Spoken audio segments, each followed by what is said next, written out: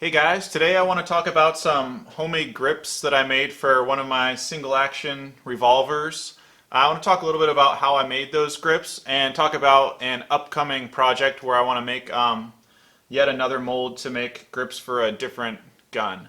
And ask for your guys' feedback on what kind of gun you want to do. Most likely I'll do this Ruger GP100, but if I get an overwhelming response in the comments for something different, I can definitely be a little bit flexible there. If you haven't yet subscribed, make sure you click the little subscribe button on the bottom and click the bell so that you can be notified when that video does come up in a month or two. And now we'll just kind of get right into it. So this is a old Ruger 3-screw single 6, and when I got this gun, the grips that came on it were just terrible. It didn't have the original grips, which is in part why I got a great deal on the gun, but the grips that came on it were just terrible, these fake stag grips. So what I just decided to do is give a shot at making some custom grips for the gun. So what I did was I poured a couple little silicone molds, just using some general purpose silicone that you can get from companies like Smooth On, and made a little two-half mold to make grips for this gun. And I can kind of go through that process on the follow-up video for this, but it's a little bit too intense to cover all in one video. But again, it's not something you can't tackle at home.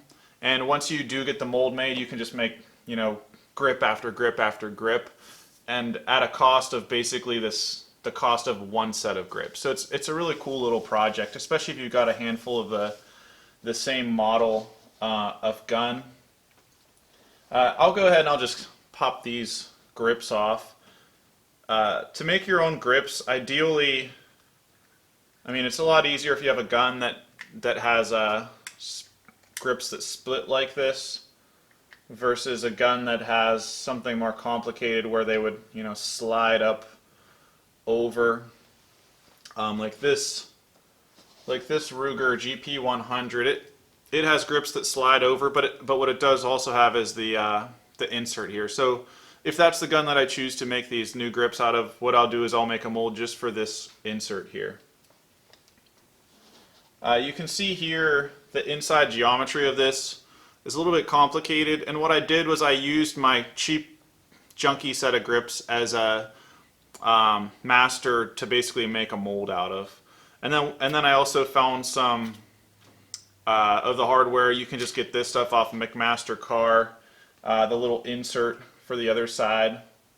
And it's cool because I was basically able to make a lot of really cool grips. I got a little bit carried away. I've got glow-in-the-dark grips, I've got white grips, I've got yellow grips, I've got gray grips. Honestly, you could make a little business and sell these things if you really wanted to. It's just maybe not necessarily something I want to do.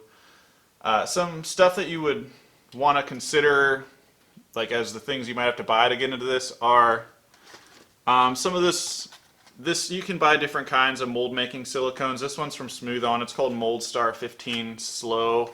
And I like them because you can just buy those right off of Amazon or just right off their website. Some of these grips I made out of Smooth Cast 65D, which is a polyurethane. It's nice and really, really tough. It's something you could drop it on the ground, not that you would want to, and it would hold up okay. And the other stuff that I used was this Smooth Cast 325, which is also a really nice general purpose, easy to use polyurethane based casting material. If you have a specific gun that you think I should make a mold for and you'd like to see a video for, make sure you put it in the comments. And like I said, if I get an overwhelming response, I would definitely be flexible as to what I use, but it's obviously going to be a little bit expensive on my side if I have to, buy or borrow a gun to make the grips. Stay tuned for more, and thanks for watching.